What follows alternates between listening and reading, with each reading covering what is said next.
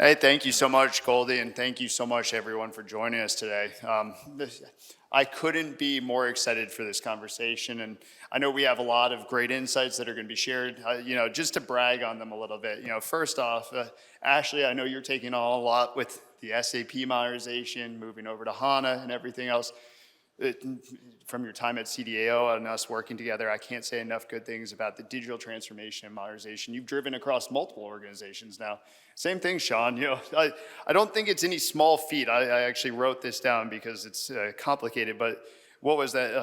DLA just achieved its first clean audit on the FY 2024 National Defense Stockpile Transaction Fund since it assumed the mission in 1988. Is that right? That's correct, yes. That's awesome. So I'm joined by these fabulous leaders, and as Goldie alluded to, we're really here to discuss, AI and automation and the impact it's having on financial systems. And just as a prelude, or just to bring everybody up to speed, obviously over the past decade, we've seen automation go from basic task execution to intelligent automation, right? Where we're combining RPA and AI to drive greater decision making, better insights across that. Today, we're entering an era of agentic automation, right? And so AI-powered systems are proactively managing, optimizing, and adapting to complex finance operations. And I know we talked about that when we were prepping for this. But really for the Department of Defense and federal government in general, I think that drives some really tangible benefits in terms of faster reconciliation, stronger auditability, and a more robust financial management structure to meet the mission demands. So really excited to talk about that. Obviously, the DoD has achieved a lot in the last 10 to 15 years around its transformation. And Ashley, wanted to hear from you first, and then Sean, if you don't mind. Obviously, DoD has come a long way. But can you talk a little bit about the journey that you've been on and where you are today? Sure thing. Well, the journey, it has been a journey. That is the perfect word for it. In fact, I would describe it as from the moment I entered the Pentagon in 2017, I think I've seen what has probably been a career's worth of change that has been technology-led. So it's been a really exciting time. To reflect upon, when I first entered the Department of Defense, everything was a data call. It was a request to your friends through a tasker system to receive, a curated report that was untraceable back to source data and probably lacked integrity. We have come quite the long way to having an enterprise data analytics and AI platform, Advana, many other automation solutions to help us bridge the gap in our complex ecosystem and do some of the things we just talked about on stage in terms of, RPA certainly to automate our rules-based process steps. We've done quite a bit of that and achieved quite a lot of efficiency and savings. But we're starting to see more of an interest in designing around automation in the future. And so I'm excited to talk a little bit more about that today. I'm sure we'll dive in. Sean?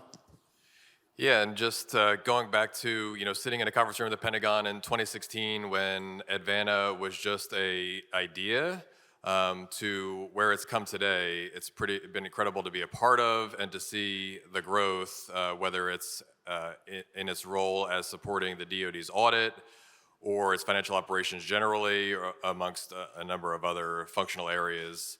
And then, of course, starting my career at the Army, working at the Comptroller's Office, and now being with the Defense Logistics Agency, and being a part of a lot of the implementation of technologies. So like right now, we're rolling out the G-invoicing program to get away from documents being emailed back and forth for people that want to procure goods and services from us as a service provider, to workflowing those orders to us using technology to be able to implement edit checks to those and reduce the amount of people required to get goods and services to the warfighter.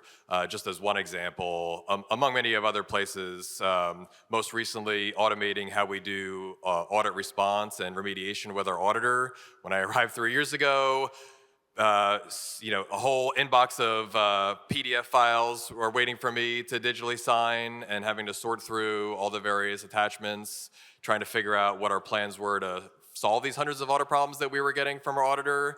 now to be able to have that in a single place where those are workflow and I can track real-time progress, talk to the people that are working them in the system, not having to pull things in and out of the system. And then most excitingly for me, and most importantly, is looking forward as to how do we add more automation and AI to our processes to be able to help the department achieve a clean audit opinion. That's a great segue into my next question, as a matter of fact, because as we go through these different workshops and iterations, and as the technology advances, where do you feel automation has delivered the highest value as part of your digital transformation, and where do you see additional opportunity, Sean? Yeah, so going back to a number of years ago, even before I moved to the Defense Logistics Agency, the finance the finance part of DLA was driving automation and driving the RPA, the autonomous robotics that were implemented in our system to be able to help us with those tasks that we were spending a lot of time doing. And so we deployed dozens of different programs, a number of which are still operating today to help us with month-end close, to help us with reconciliations, and then to help us with document retrieval. And so we've done a ton of this already, and now we're ready to take it to the next stage, which is to be able to employ some of the latest technologies to remove even more of the human time in our process, because we still have to have people take these documents out of our system, move them somewhere else, kick off a bot, pull the documents back, review them manually, reconcile them, send them back to the auditor.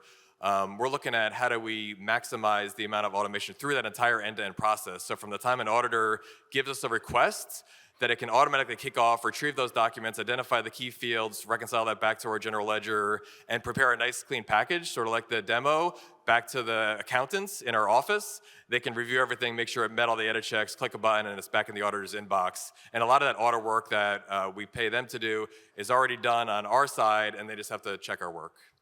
Very nice. And Ashley, if you wouldn't mind talking about the Navy. Absolutely. So what role has automation played for us? A huge one. And I just reflected a little bit on where we all came from just a few short years ago. I think where we're at today is, in 2024 alone, we cleared 5,000 unmatched transactions using our automated tool, humanless unmatched transactions, as we call it, or HUNT, which you may have heard in previous sessions with UiPath. But I'm really incredibly proud of that use case that has matured over time, because I think it's a great example of what can be done by joining something like a machine learning model that is continuously trained on your data to reconcile across sources and determine potential corrections, and then actually make the corrections. That's exactly what a lot of us were talking about earlier when we're talking about moving from rules-based traditional RPA to more agentic automation. And so while I don't think we're quite there in terms of agentic yet, I think that is the inspiration that we draw from when we look ahead. And as I look to the other side of my portfolio that you mentioned earlier, we are in the process of designing our future state Navy ERP, moving from legacy SAP ECC to S/4HANA. This presents an incredible opportunity for us to design our requirements around automation. So we're trying to learn from our past here. We live in an incredibly complex ecosystem of systems, as we all know. And we are doing a fit to standard analysis to leverage S/4HANA out of the box. So making some assumptions about the software packages we're going to buy. We are looking at the standard process flows and critical data elements required to execute each one of those process steps. And as we're evaluating how the Navy does business today to determine variances and figure out how do we need to change our process to fit into that standard, we recognize we live in a complex ecosystem where we still have to interface with other systems. We still have to live in an environment with interfaces. And so we are designing with automation in mind, right, up front. We are recognizing that some of those process steps for budget to report, procure to pay, order to cash can be done by not the budget analyst or the accountant, but the agent. And I would encourage everyone in this room to start thinking that way. I loved the previous speakers who started to talk about agents as a persona. Very nice, and I know we're excited to hear that as a agentic and RPA company, especially as you consider implementing some of these advanced technologies like agents and LLMs and everything else. How are you guys navigating the risk, trust, and oversight of these advanced technologies? Start with you, Ashley. Yeah, I think it's a complex problem that we only learn by trying something new, right? But certainly our auditors are concerned about the controls around things like this, and so we have to keep that in mind and make sure we have a clear inventory of agents and robotic process automation, and we're clear about how those things have access to our systems, just as we are with our access controls for humans. We need to make sure that's well documented. I think some of the challenges that we're still trying to overcome are some of the traditional things that we talk about a lot with technology in the government, just in terms of innovating at the speed that technology actually advances in the market and getting things through our ATO process and making sure our policy keeps up. And Sean, I know DLA was an early adopter of unattended bots, and so agentic is really, that 2.0 version. So how are you all thinking about it? Yeah, I mean, the way I would answer that is, and actually, covered from an application perspective, and totally agree with all of that. I guess my perspective is the risk of not doing this is an unacceptable level of risk, and therefore we have to be able to find ways to manage the risk that exists at the transaction level, if that makes sense, right? We're not going to achieve the outcomes that we need to unless we find ways to deploy these various technologies to solve our problems. Our biological workforce is decreasing. Our digital workforce has to increase to do all the things that we're being charged to do. Absolutely agree. And yeah, I think, one of the things that brought me to UiPath was certainly, obviously intelligent automation. I had a background in AI and machine learning, but then this next generation of agents going out and proactively solving problems, right? That's going to be this next iteration where we actually really see the force multiplier of, what is 2 to 3x of an FTE. So last question before we get, the Oscar music pulling us off and everything. Ashley, how has the journey that you've been on so far informed where you'll go next? Yeah, so I alluded to that a little bit, but I think we're at a really exciting juncture here where we get the opportunity to reflect on our past, where we've had data quality issues that require attention and audit findings that require attention, and we've made a lot of those corrections, right, through usage of our data. Now we are at a point where we're reflecting on those lessons as we're designing systems of the future so we can actually fix the foundation of data and fix the foundational processes that we execute and design with automation in mind, as I mentioned earlier. So that's what I'm most excited about. I think there's a real opportunity to automate, leverage these things if we design them carefully, and reduce the burden on our workforce to do reconciliations across interfaces.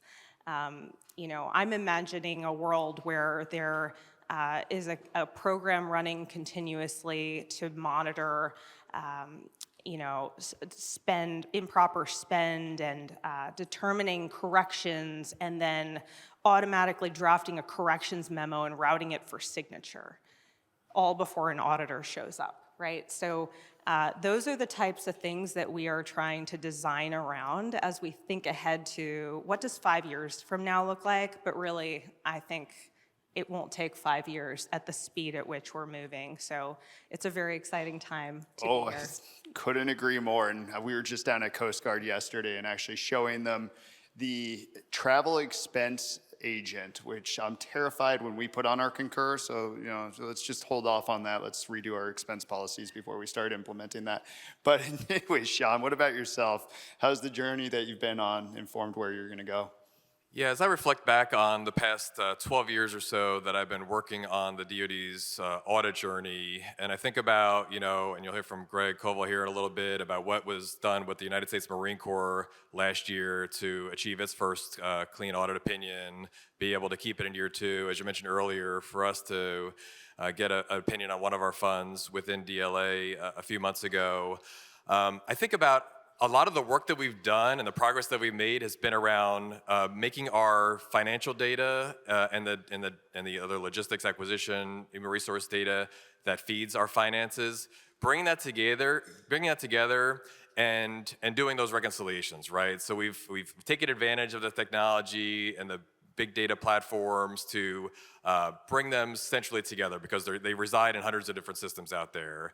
And we've leveraged a lot of technology to be able to reconcile. And it tells us a lot of where we have the problems, where we have variances, where there are errors in our systems. And then that's when we turn it over to our workforce to figure out what went wrong. And that's where we spend a large amount of our time every day is researching what happened with the transaction, what do I need to do to fix it, and then getting into the various systems to be able to fix it the right way. And we've learned the hard way that you can often think you're doing it the right way, then you have to do it 2 or 3 times to get it right. But in any case, how do we extend the amount of that process that we use this automation in, right? Whether it's through pure RPA or getting into AI and these other things to be able to find out exactly what went wrong and fix it, or better yet, prevent it from happening in the first place, right? What are those indicators in our data interfaces from system to system that can automatically trigger and either automatically correct or workflow to a person if it's not 100% confident that that's the right correction, right? That's where we need to go. There's just too many transactions. We do 10,000 task orders a day, millions of items out there, and all the people that we pay and all the other business processes to be able to harvest that forward.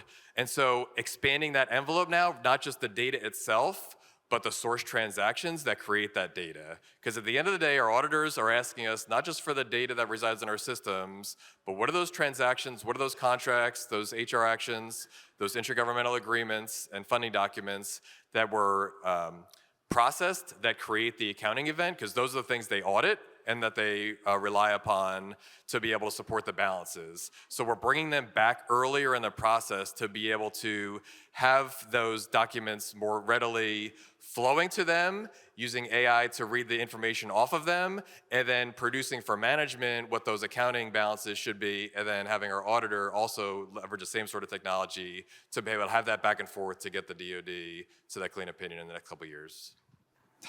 I'm excited to see what these two do in the future. Please join me in just a round of applause for joining us today and sharing some of the insights on the modernization initiatives. Thank you all.